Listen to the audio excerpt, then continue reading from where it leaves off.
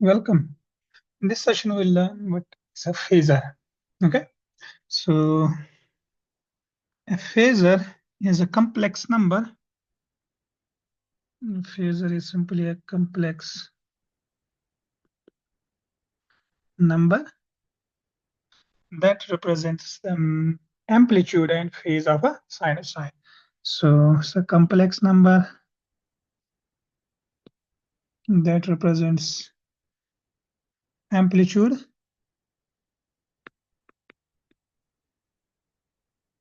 and phase of sinusoids. Okay, so simply a phasor is a complex number. Now, in the last session, we saw how to represent a complex number, and one of the representations we saw is we can write in the polar form as so, where r represents the magnitude and theta is the. So, how do we model sinusoids in this form? We learned this in today's session. So simply a phasor is a complex number that represents its amplitude and phase. Okay, that model is the amplitude and phase of sinusoids. Okay, in other words, our goal here is to learn how do we put phasor and the sinusoids in this form. Okay, all right. So let's start with a basic sinusoid. Let's suppose we are given a basic voltage sinusoid. Let's say Vt is equal to Vm cosine omega t plus theta. So this is our sinusoid. Now, how do we convert this sinusoid in this form? Okay. Now, V of t can be written as V of m. Can be written as a real part of V of m e to the power of j omega t plus theta. How? We know from Euler's identity. We know from Euler's identity e to the power of j omega t plus theta can be written as cosine omega t plus theta plus j sine omega t plus theta. Our sinusoid is simply cos omega t plus theta multiplied by Vm. So we can say that Vm cos omega t plus theta is simply the real part of this complex sinusoid. Okay, from this is the real part of this complex sinusoid. So we can put it, V of t can be written like this. Now, if we can expand it like this, we can say this is real part. If we break this exponent into two terms, so j omega t e to the power of j theta. Right? So we can write it like this. Now this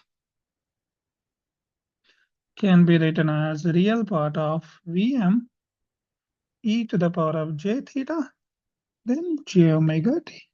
Simply I have changed the position of these two complex sinusoids. Okay, now we can write it as V of t can be written as real part of Vm e to the power of j theta will replace with capital V e to the power of j omega t, where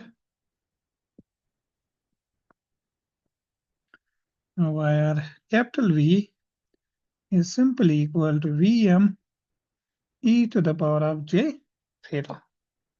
Okay. Now we saw this is the Euler's form of this complex number capital V. We can write this as simply Vm at an angle of theta. This is the polar representation of this. Okay. What is theta here? Theta is the phase of the sinusoid cos omega t plus theta. So theta represents the phase of this sinusoid. So what we have done? We have converted this time domain sinusoid into a quantity that looks like this. Now this is a complex number. Now what's Vm in that sinusoid? Amplitude. And what's theta? Phase. So this is the phasor representation of that sinusoid. So if we say V of t, we write it here. We say V of t is equal to Vm cos omega t plus theta. Then the phasor representation of this is simply Vm at an angle of theta. What does this phase represent? This phasor represent? It represents the amplitude and phase of the sinusoid. Amplitude is Vm and phase is. So this is called the phasor representation of this sinusoid, which is a complex number. So as I told that a phasor is simply a complex number that represents the amplitude and phase of this sinusoid. So this is the time domain representation of a sinusoid, and this is called the phasor domain representation of this sinusoid. And later we'll say phasor domain is also referred as frequency domain representation. Okay, so if this is the time domain representation, then the phasor domain representation is given here. Okay, and we denote it by capital letter V. Okay, similarly, suppose our current phasor. Let's suppose our current phasor I of t is Im cosine omega t plus theta. Now the current phasor can be written as capital I is Im at an angle of theta. Okay, so we can convert this time domain representation to the phasor domain like this, where Im is the amplitude of this current and theta is the phase of this current. Okay, now if cosine is not given, sine is given. Okay, instead of cosine, if you say our voltage signal is, our voltage is simply Vm sine omega t plus theta. Now we know we can write sine in terms of cosines. We know from trigonometry. We can write it as Vm cosine omega t plus theta minus 90 degree, because cos theta minus 90 is sine theta.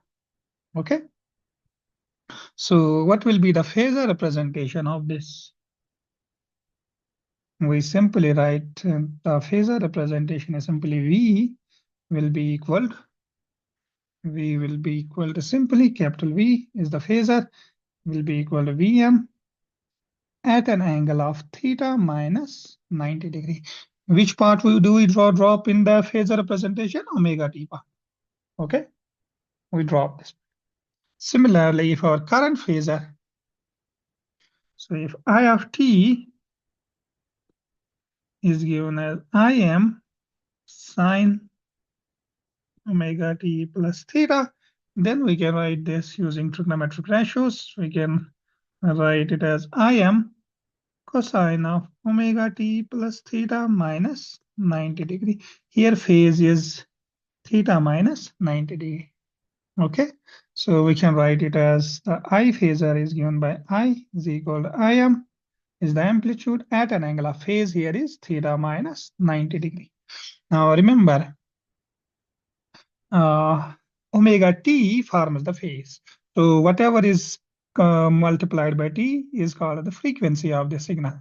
Okay, so omega t represents the phase. So phase plus phase. So theta minus 90 degrees phase, where omega is frequency of the signal. Remember this as voltage. Okay. So whatever is multiplied by time is called the frequency of the sinusoid. So in phasor representation, if you look at these phasor representations from, we see when we represented Vm cos omega t plus theta in phasor, we simply wrote the amplitude and phase of this. Similarly here, we wrote the amplitude and phase of this current. Okay, amplitude is Im, phase is theta. Now here the amplitude is Vm and phase is theta minus 90 degree. Okay, so which part we drop in the exponent if we represent these in exponential part? Which part we dropped here? We dropped the e to the power of j omega t. So in phasor representation, what we do, and actually you should note it down, we drop or suppress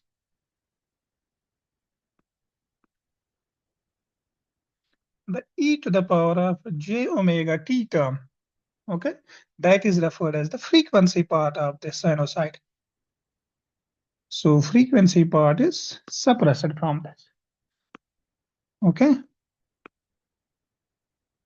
So in phasor representation, we suppress the frequency part or frequency term of this sinusoid. Simply write, we only write the amplitude and phase. Okay. Now let's see few examples here. Okay, let's say,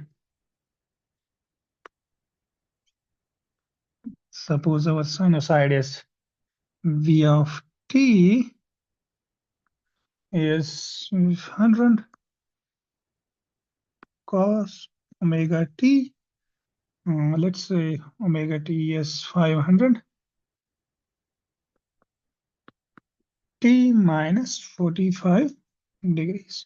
Now the phasor representation of this is simply capital V is, what is the amplitude here? 100. What is the phase? Minus 45 degrees. So we'll say minus 45 degrees. So this is the phasor representation of this. Similarly, one more example of this, if we say I of t is equal to 10 cos, let's suppose 50t minus 30 degrees. Now the phasor representation of this will be simply capital I is equal to the amplitude. Amplitude is 10 at an angle of phase. What's the phase? 30 degrees. So this is how we represent this current in phasor form. Okay. So this is if we have to convert the time domain to the phasor domain. All right, our phasor representation. So again, what's a phasor? Phasor is a complex number. Now, how do we model a complex number? Magnitude and it is phase. That is referred as the polar form. This is called the polar form. So a phasor is simply a complex number corresponding to a sinusoid. A phasor simply models the amplitude and phase of an. And how do we represent that? We know from complex algebra that can be represented by a complex number in polar form. Okay, so this is if we have to go from time domain to frequency domain or phasor domain. Now, if we have to find the sinusoids corresponding to the phasors, in other words, if the phasors are given now, how do we convert it into the time domain form? So, for example, the next question is find the sinusoids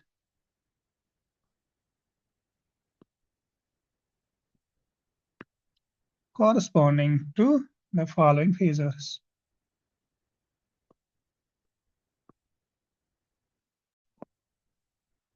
Following. Okay. Now, let's suppose the first example is I is given as minus 3 plus j 4 amperes. Okay, so this is a I current phasor. Now we know we can convert this current I from rectangular form to polar form like this. So it will be minus 3 whole square. We learned this algebra in the previous class. Tan inverse 4 by minus 3. This can be written as 3 square plus 4 square is under root of 25. Under root of 25 is 5 at an angle of 126.87 degrees. Now, so this is the current phasor. Now, how we convert this into this time domain form? So corresponding to this.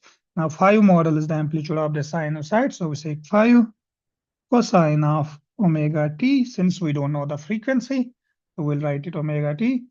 Phase is 126.87 degrees.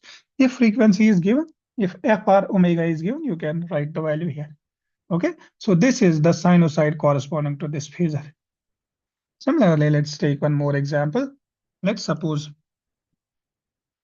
our V phasor is V is equal to J 8 e to the power of minus J20. So what is the sinusoid corresponding to this phasor? Now the given phasor is V J 8 e to the power of minus 20. Now we can write it as 8 e to the power of minus J20 multiplied by J. Now J from Euler's identity, I can write it e to the power of J 90 degree, right? Because I can put it as cos 90 plus J sine 90 degree. How much is cos 90? 0. How much is sine 90? 1. So this is 0, this is 1. 1 multiplied by J is J. So we can write it like this. We can also write it in the polar form as like this. This J can be written in polar form as 1 at an angle of 90 degree also. Okay, we can put it like this or this. In Euler form, we can write it this. In polar form, we can write it like this. So substitute it here. Let's use the Euler's form. So we say 8 e to the power of j minus 20j e to the power of j 90. Now here bases are same. Powers will get added. So we can write it as 8 e to the power of minus j20 plus j90. 90j minus 20j is 70j. So we can write it as 8 e to the power of j70. So this is the Euler's form of this phasor. Now we can convert it in the polar form like this. So what is the sinusoid corresponding to this? So sinusoid corresponding to this will be simply V of t will be simply equal to 8 cosine of omega t plus 70 degrees. Since we don't know omega, so we'll put it like this. Okay, that's how we convert a phasor to the sinusoid or sinusoid to phasor. This is the relationship. So again, a phasor is a complex number that represents the amplitude and phase of a sinusoid. Okay. Now, by using the complex algebra that we learned in the last class, we can write the phasor of this sinusoid that is here, Vm cos omega t plus theta as Vm at an angle of theta. So again, this is very, very important. What we drop in the phasor representation, we drop the e to the power of j omega t. That's also referred as the frequency part of the sinusoid. We drop this in the this phasor representation. So here are some of the examples of the phasor representations. So Vm cos omega t plus theta will be written as Vm at an angle of theta. Similarly, Im cos omega t plus theta will be written as Im at an angle of theta. And here are few examples of this. Okay, then we can find, for example, now if we have to convert the phasors back to sinusoids. Okay, here are some of the examples given that we learned. All right, in the next session, we learn what happens to the inductor and capacitor and resistor in phasor domain. Okay, we stop here.